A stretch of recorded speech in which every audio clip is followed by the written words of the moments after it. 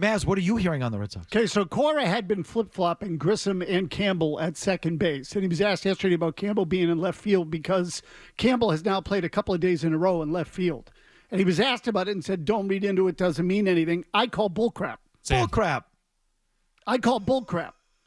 So I think, buzz, is that Campbell's not progressing at second base as they would like. Which, shocker. I know. Shocker is right. So here's the other thing I don't get as a total aside.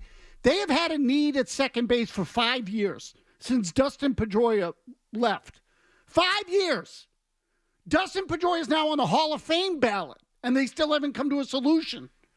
And Campbell was one of the guys that would make sense there. Why hasn't he been playing more of it sooner? Is he a second baseman? He is a guy without a position.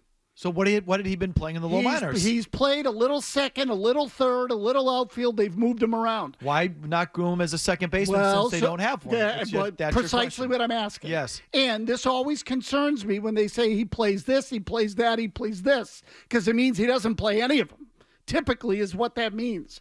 I personally am telling you that as of today, if they were going to start the season, Christian Campbell would not be the second baseman. Jimmy's right.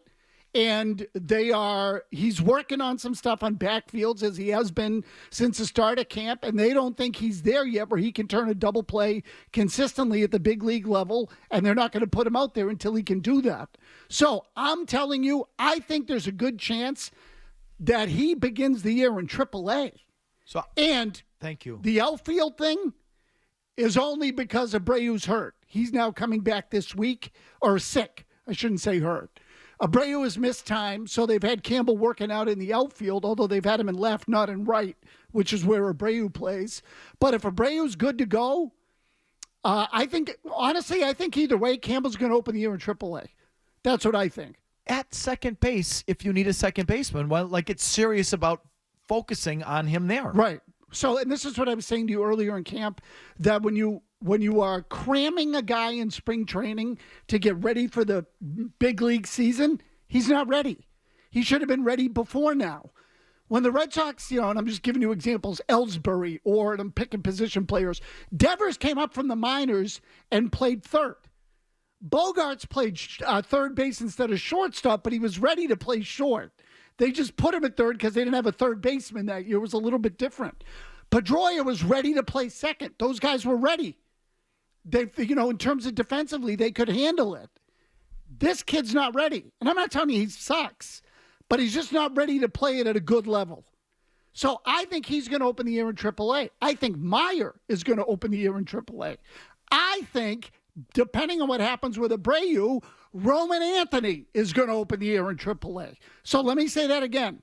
I think if it goes the way they want it to, Anthony, Meyer, and Campbell are all going to be in AAA to start the season, which brings me to 2 points. One, I hope to God that the Red Sox aren't now one of these Mickey Mouse minor league organizations that counts service days and doesn't want these guys to be eligible for free agency in 6 years instead of 7. So they're going to hold them out until mid-June at the earliest. Never mind arbitration and all of that. Correct. So they can stop the clock start the clock. Right, prevent the clock on starting, keep them in the minors, and then, start their clock later and keep them for a longer period of time. That is about that's a financial decision, not a baseball decision. It's what mid-market teams do, though, Mazz. Correct. That's number one. Number two, I've been trying to tell all of you jackasses that it's one thing to expect or to get hyped up about a young prospect. It's another thing to expect him to come in and be a regular, productive, big league player right out of the gate. These guys aren't there yet. Meyer's probably the closest. There's a chance Anthony could break with the team if Abreu's not ready. But otherwise, buy your tickets for Worcester because you're going to have to go see him there. Why is Alex Bregman not at second base? Because I think they just want to keep him at third. Because Devers is going to DH. When's he showing up? I'd be impressed if this actually happens. I told you, I've been betting against it. But if they're actually going to do this, and they're actually going to do this, I'd be impressed. Opening day lineup, Devers, DH. We're not even going to, give you a courtesy a courtesy opening day third base spot, something like that, home opener. We're not going to give you the courtesy of that. You are DH, and we're going to start now. So I think I get the sense, look, this can all change. Okay, they're in the dead zone in camp. But Bregman hasn't worked once at second base, has he? Not that I'm aware of. And so, obviously we're not down there, but not that I'm aware of. Okay, so these are the tea leaves. And Devers keeps asking to push off his icy. I need a day. And I'm just supposed to think that that's... Yeah. No, okay. They're handling Devers with kid gloves, and they don't want Bregman to play, that position because they're going to upset the apple cart, and they're going to upset Devers. They want Devers to stay at that position because they don't want to make him all upset. Whatever it happens, I don't think the whole thing's over yet. In other words, when I say not over yet, when they actually announce it, I'm eager to see how it all goes down. That ought to be interesting.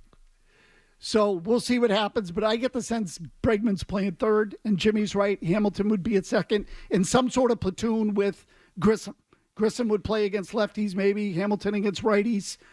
So that's what has me less than impressed. But do you get the sense that Devers is pulling basically I'm going to be a pud here until I get my way? Maz is not, not to speak for him, but Maz has not gone full hog on that. What? That Devers is a problem. He might be one.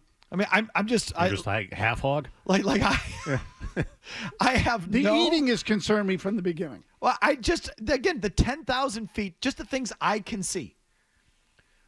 After they trade for or sign Bregman, he bolts. Comes back and says, nope, I'm a third baseman. I'm not moving. That's my position. He's slow coming onto the field. He was supposed to be on the field playing games by now. Right. He's still not. He was supposed to be in the lineup today. I want more time in the cage. Okay, here's more time in the cage. He has a walk-back media session where he's supposed to soften what he said the other day, but doesn't really. And he's still working at third base. So, I don't know. That's all I can see from 10,000 feet. And I don't know, what can I tell you? That looks like there's potentially an issue in there. Sure. You're not wrong. I'm just, at the end of the day, I sort of look at it and say, what's he going to do about it? Pout. Go home? Wildcat strike. Not, what do players do when they're not happy with their playing time or their role? They order chicken and beer. They sulk. They don't come on the field when they're not 100%. They, whatever. They just... True. They let go a little bit. The only thing is I just think that eventually wears off because let's say he wants to get traded, but he sucks. Well, then how are you going to get traded? Like, ultimately, if you're the player to get what you want, you have to produce. So I didn't say demand a trade. Like, I don't think we're at DEF CON like that, but just an unhappy camper who's kind of withholding services. Yeah, I see what you mean. Just pulling a Manny. Just do that thing. Yeah, exactly. Right. And just sort of making a stand in his way, which is all, nets out to the same thing. He's not out there, which just sort of, you want me to play? No, I'm not ready yet. Like, that thing happens all the time. My guess is they'll probably try to appease him by giving him a day here and there at third base. You'll play, we're going to play him most of the time, but you'll get your chances when we give him a break and something like that. And whether he eats it up, who the hell knows? But I get the sense they're serious about Bregman at third. One final Red Sox thought, compare and contrast. Tristan Cassis there, Jimmy Fox, who is asked 40-120. Is that oh, yeah, sure. I got that in me, of course. In the bank. Yeah, in the bank. Not a direct apples to apples, as Mazz points out here in our email chain, but Roman Anthony was asked by Alex Spiro of the Boston Globe about about a long-term extension. Yeah, whether he'd be interested in a long-term extension if the Red Sox approached him. They have never done that with a guy who has yet to play a game at the big league level. I think the closest I can think of is basically Nomar Garciaparra. Yeah. After his first year, they gave him like a 7 or 8 year contract it was. But other than that, I don't think they've ever done anything even close. So Cassis is asked about, something, I don't know. What, 40-120? Yeah, sure. Yeah, absolutely. Yeah, I can do it. This guy, Roman Anthony's asked about a long-term extension. What does he say? Honestly, for me right now, there's one goal, and that's to make the team. Being out here with these guys and these resources, the last thing I want to do is have something take my mind off of that. I want to be a Red Sox for as long as I can. But it would have to be something for me that was just an absolute no-brainer. Other than that, I'm just going to try and do the good old-fashioned way and try and go out there and just get better every day and not worry about a paycheck. Minimum salary in the big leagues is a lot of damn money. It's a lot of damn money to be able to play a kid's game for a living. It's good enough for me, Anthony continued. If something like a long-term deal were to happen, it'd be a blessing, but I'm not really worried about it. Right answer. This feels like a little bit of a different. Yeah, totally. Again, this is what I'm saying. When you compare someone like Anthony, and this is what people rave about Anthony's makeup. Like I've heard that from a lot of people. Jared Carabas has been here a number of times, says that all these kids generally have their heads screwed on straight so that, they have good makeup too, which is good to hear. Again, we'll see what happens when they encounter some adversity or what have you. But this kid's asked a question about a multi-year deal, and you don't hear him spouting off about what I think I can do, what I'm capable of. I want this, I want that. The closest he comes is to saying it would have to be something that's a no-brainer, but I'm really not going to spend a lot of energy on it. I'm going to do it the old-fashioned way. Meanwhile, Casas has already carved out a plaque for himself in Cooperstown and is reinventing the game, as we all know. And ask him about any situation that ever takes place on the field, and he'll walk you through it and tell you what to do, whether you're playing first base or not. I mean, he knows everything in terms of what the shortstop and the center fielder and the pitcher and even the manager is supposed to do. Last time I saw Slash was also the GM. Meanwhile, Anthony just wants to make the team. Yep, Roman Anthony just wants to play. Right answer. Right answer. If you like that clip, check out more videos from Felger and Mazz here. For more Red Sox analysis and opinion, hit this playlist. And for all the latest from the Sports Hub, download the app at 985thesportshub.com.